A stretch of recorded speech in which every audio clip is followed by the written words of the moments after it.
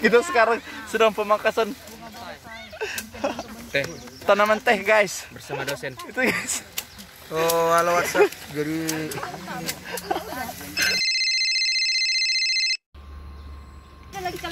Halo guys, jadi sedikit untuk pemangkasan ini kita semua harus dibuatnya rata, bulat, Kira-kira seperti membonsai. seperti membonsai. Jadi dibentuk dengan serapi dan secara harus sama rata ya, guys. Kalau teh itu tidak. Oke, kita tanya langsung sama petaninya ya. Ini kenapa dilakukan pemangkasan? Ses, kenapa dilakukan pemangkasan pada tanaman teh? Karena dia terlalu banyak daun-daun tuanya supaya nanti kalau setelah kita pangkas muncul daun-daun muda. Karena teh itu kan yang diambil daun mudanya, daun Pucuknya itu ya. Sekian Bapak. Ini udah tahu ini teknik pemangkasannya? Belum. Kau harus belajar itu sama petaninya ya. Itu, Bung Dimas. Sekarang kita sedang bersama petani sawit ini guys. Ini lagi ngapain ini? As, lagi ngapain ini? Jelaskan dulu. Ini mengawasi anggota membersihkan lahan. Nah, orang ini di bagian sawit ya guys. Nah, itu sawitnya akan dibersihkan, dipindahkan dan dirapikan ya guys. Nanti kita lihat kelanjutannya ya guys. Nah, ini lebih baik penontonnya ini.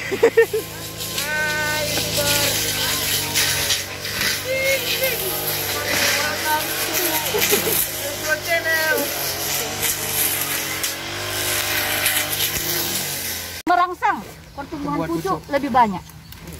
Gitu ya. Kenapa banyak Bu? Jadi kalau orang ini Kalau tanaman buah Bu, pemangkasan merangsang pertumbuhan buah juga. Tumbuhan. Kalau Tidak manik. buah ini ya.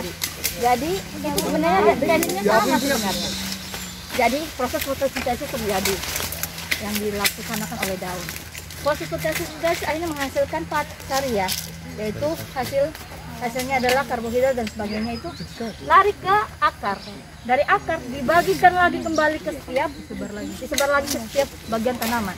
Semakin banyak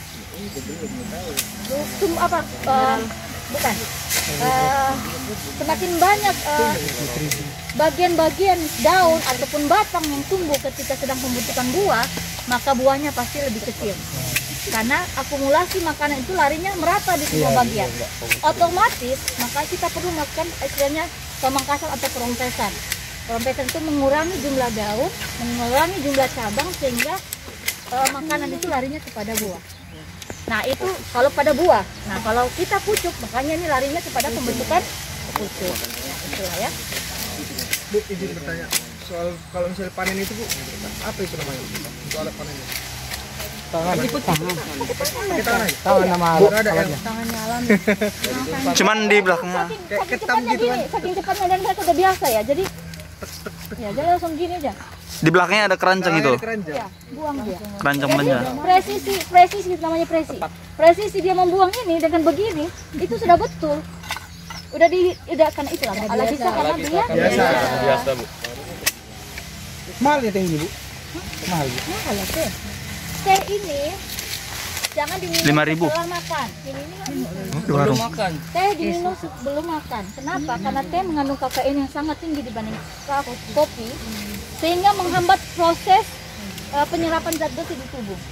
Oh, Yos. Jadi kalian salah kalau minum teh setelah makan. Biasanya kayak gitu tadi minumnya teh. Sekali lagi jangan minum teh itu sebelum makan. Oke? Oke. Demi kesehatan badan. Kopi sebenarnya tidak menyebabkan asam lambung.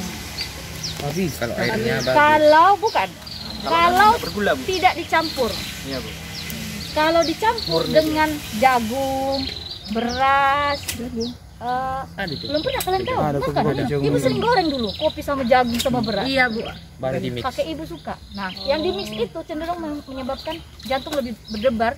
Nah, kalau jantung berdebar itu kan kita was-was, adrenalin meningkat. Larinya itu karena was-was itu ke lambung juga. Jadi itu satu kontak. Kalau ada yang punya asam lambung, kalau sudah penyakit lambung pasti gabungnya dengan jantung. Karena berdebar itu akhirnya memacu jantung memumpal lebih cepat. Gitu. Nah itu dia larinya. Tapi Bu, kalau di kampung kami Bu, kadang ada yang buat obat kayak ini Bu. Iya. Kayak jumpa doi, debar-debar. Iya. Sampai hitam, Makanya Bu. dikasih jahe. Iya, Bu. Ibu kan pernah goreng, makanya ibu tahu. Jadi kalau orang lokal minumnya kayak gitu. Tapi kalau yang dikatakan obat kopi itu adalah yang murni, yang tidak boleh dicampur. Lebih parah Dan katanya, tidak Bu. boleh dikasih gula. Tidak dikasih gula itulah yang sehat sebenarnya. Iya, ya kan betul kan Aryo? Iya betul kali Bu. Ya. Bu, batas pemetikannya dari sini ke sini Bu. Ada yang sini, ini aja kadang. Nah ini terlalu tua untuk dijadikan teh. Paling pucuk lah intinya. Iya, makanya ini dia. Kalau tadi yang ibu contohkan, kalau gini, dia ini masih bisa ini kalau ini. Iya. Tergantung mudanya. Tapi kalau ada yang mana tadi yang ibu contoh kayak gini, Iya. ini nanti dia pilihnya ini saja, yang ini bisa. Tetap dia ambil, tapi nanti disortir lagi di pabrik. Karena nanti yang ini kualitasnya lain, ini kualitasnya ini nanti kita bilang grading. Grading. Iya, grading. Kan satu keranjang Bu.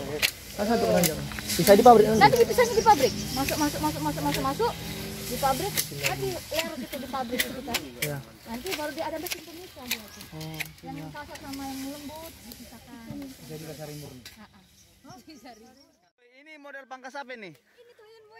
Jangan lagi Dimas.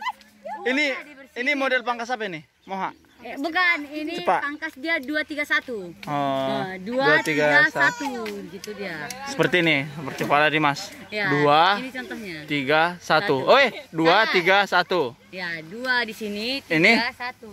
2. Di sini 2-nya, Oh, Bang. di sini 2, 3, 1. Makanya di 1. situ agak rendah. Ini dikit. hanya satu ya, pas. Hanya satu Iya, pucuknya ya. Iya. Ini pucuknya. Ini satu paling pendek. Kan paling tinggi. Tuh, jadi yang ngatur kami tukang pangkasnya tuh. Ada toyonnya. Telur burung. Lihat kebunku udah bersih. Dengan taman. Lihat kebunku penuh dengan teh. Ada yang hijau dan ada yang merah. Setiap hari ku pangkas semua tanpa berkurang sedikit pun dia. Jadi kebun teh kami udah bersih ya, teman-teman. Jadi kalau mau buka puasa di sini bisa lah. Tapi jangan lupa dibayar. Hah? Iya, yang mau piknik, mau foto-foto daripada ke Sidamanik teh sana kebun teh. Jadi di sini ada kebun teh. Udah bersih. Nah, itu dia.